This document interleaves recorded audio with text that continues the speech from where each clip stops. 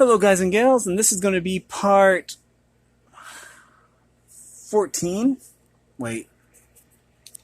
Let me double check my queue here. See, I keep track now so I don't make mistakes. Legends of Leonardo Da Vinci. Okay, Fables of Leonardo Da Vinci. Sorry about this. I'm just checking here. 12...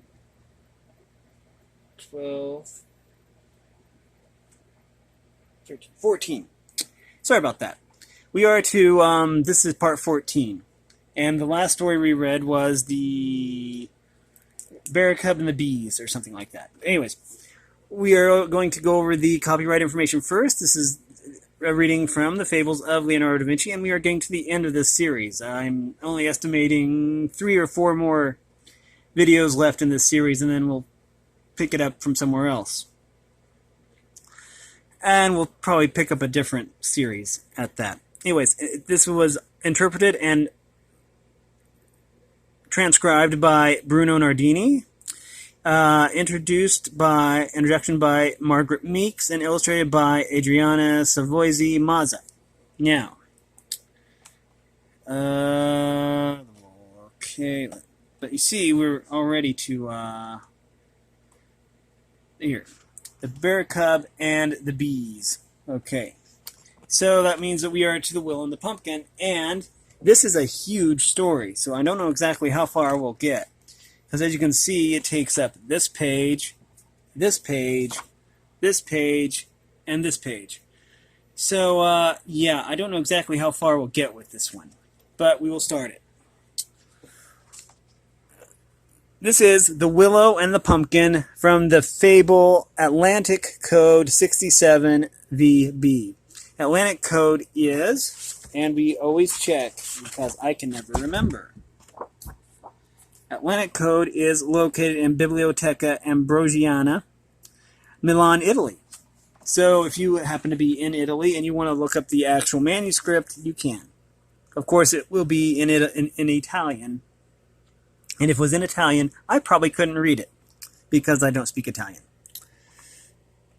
And it's on page 67 on the facing and reverse side.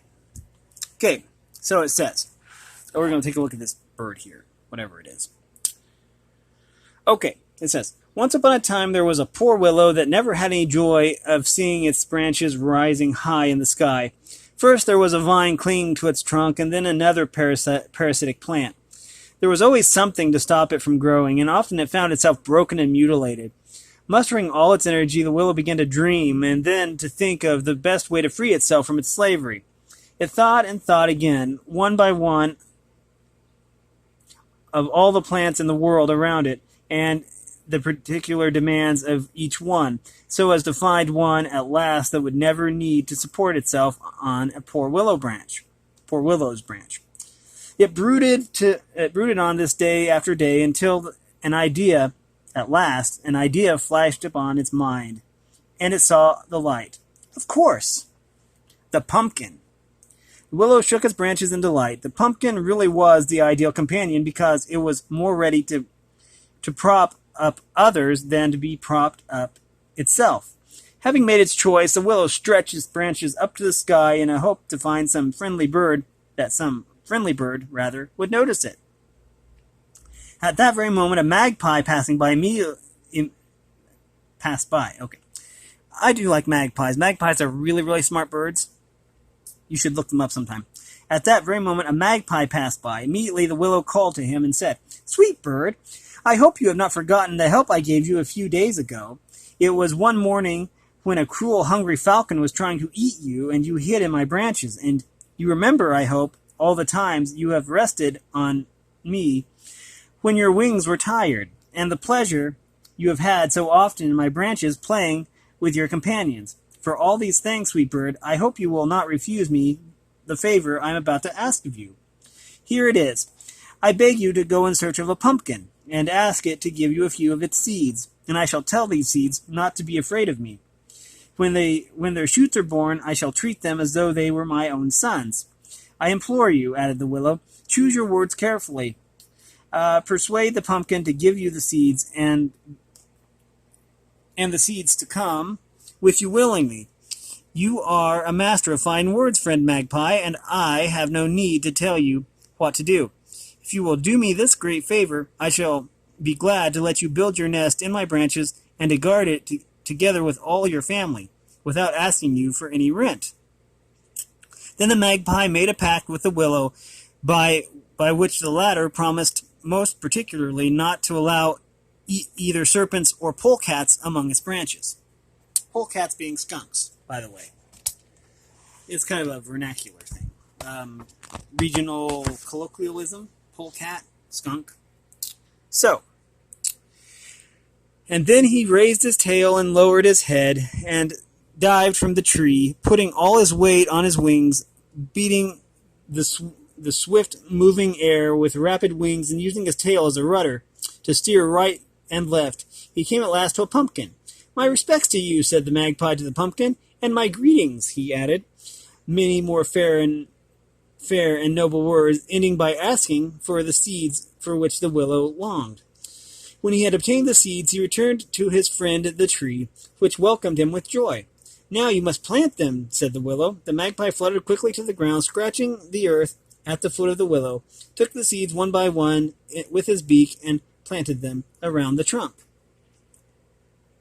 In a short time the seeds opened. The little pumpkin plants were born, and went on growing, putting out new branches that gradually imprisoned all those of the willow. Not only that, but the pumpkin plants with their great leaves hid from the tree all the beauty of the sky and the sun. As if all that were not enough, when the pumpkins themselves appeared, the weight pulled the tips off the willow's tender shoots down towards the earth, tearing and torturing them. In vain the willow struggled and shook itself to dislodge the pumpkins. For days it twisted and turned in the belief that it was freeing itself. It was so desperate that it did not even realize that the pumpkins were tied to it with so many knots that no one could ever loosen them. Seeing the wind pass, the willow screamed with pain and begged for help. The wind heard and blew hard, when the trunk, deprived from all nourishment by the pumpkins, split into two, right down to the roots. One part of the willow fell one way, and the other fell the other way, and weeping over its own misfortune, the willow concluded that it had been born under an evil star. It was its own decisions and choices that got it into trouble. Next, we will read The Elm and the Fig Tree from the Fable, Atlantic Code, which is Milan, Italy, and page 67 also. Okay. The Elm and the Fig Tree. A fig tree laden with fruit, which had not ripened and was still sour, looked up at the tree which was shading it, and saw that it had no fruit. "Who are you? Who dares to keep the sun from my little figs?" "I am an elm," replied the tree. "And you have not even one fruit," went on the fig tree. Are you not ashamed to stand in front of me? But wait until these children of mine are grown, and then you will see each of them will become a tree, and together we shall make a forest and surround you." And indeed the figs ripened, but when they were ripe, a company of soldiers passed. They climbed the tree and gathered the figs, breaking the branches and leaves. Not one fruit was left, and the poor fig tree was left torn and maimed.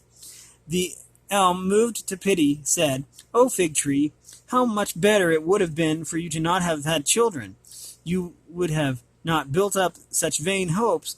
It's because of them that you are in this state now." Oh, I guess that's it. It was boastful, in other words. And now we are to The Eagle. And this one is kind of long too, but we'll probably read it, and well, let's see how big the willow and the vine is. Okay, well, we can probably still read 5. Okay. Here we go. The Eagle. And this is from Atlantic Code, from Fable, Atlantic Code 67. It's the same thing, so these are all going in sequence, apparently. This is called The Eagle. One day, an eagle looked down from its high roost and saw an owl. "What a funny animal," he said to himself. "Surely it cannot be a bird. Driven by curiosity, he opened his great wings and began to circle and fly down. When he was near the owl, he asked, "Who are you? What is your name?" "I am the owl," quavered the poor bird, trying to hide behind a branch. "Ha ha, how ridiculous you are," laughed the eagle, still circling around the tree. "You are all eyes and feathers. Let's see," he added, settling on a branch. "Let's see what you are. Let's see what you are like at close quarters. Let me hear your voice better. If it is as beautiful as your face, we shall have to stop our ears." Boy, that is rude. The eagle, meanwhile, was trying with the help of his wings to make his way through the branches to catch the owl. But a farmer had put twigs smeared with bird lime between the branches of the tree, and had also spread the largest branches with bird lime. Now, I'm not sure what bird lime is, but I think it's probably something bad. The eagle suddenly found his wings stuck to the tree, and the more he struggled to free himself, the more entangled his feathers became. The owl said, "Eagle, the farmer will come soon and catch you, and shut you in a cage, or perhaps he will kill you, in revenge for the lambs you have eaten. You, who spent your whole life in the sky, free from every danger, what need had you to come down here and make fun of me?" Okay. Next is The Monkey and the Baby Bird. It is from the same thing, Milan, Italy, Atlantic Code, page 67. The Monkey and the Baby Bird. One day, a young monkey, leaping from branch to branch, saw a nest full of baby birds. Delighted, he approached and stretched out a hand to take them, but as they could already fly, they escaped, leaving only the smallest in the nest. Happy as a king, the little monkey went home with the baby bird, and found him so charming that he began to kiss and caress him and press him to his breast. "Be careful not to hurt him," said the mother monkey. "But I love him," replied the little monkey. "I love him so much." And he went on kissing the baby bird and playing with him and hugging him until finally he crushed him. This fable is aimed at those who cannot punish their own children and later suffer the consequences. And we'll do one more. This is probably going to be a little bit longer than a usual episode, but like I said, we are near the end here. So we are going to read The Willow and the Vine. I'm going to check and just make sure that this is just one page. It is. Okay. This is The Willow and the Vine from the fable AR. Now, I'm not sure exactly what AR means because that one isn't listed back here. This code isn't. I don't believe that code is listed back here.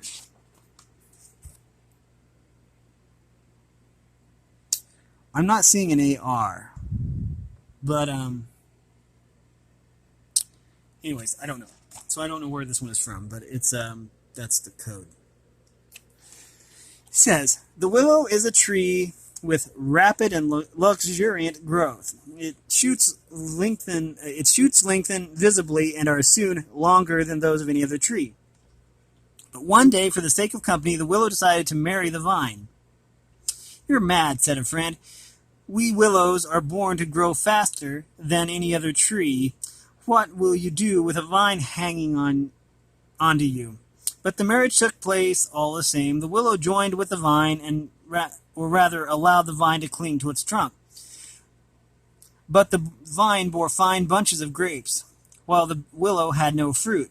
And so one day, when the farmer found the vine entwined with the willow, he was afraid that the willow might pull it out of the ground and decided to prune both. So year after year, the willow's splendid shoots were cut back by the careful farmer, and the maimed and crippled tree served only to support the bunches of grapes belonging to its lucky companion." And with that, we are going to end the video. In the next video, we'll probably read the crab, the wine and the drunkard, the swift, the cedar, the birds and their instincts. And then we are really getting near the end here. I just wanted to show you, because there's very few of these left.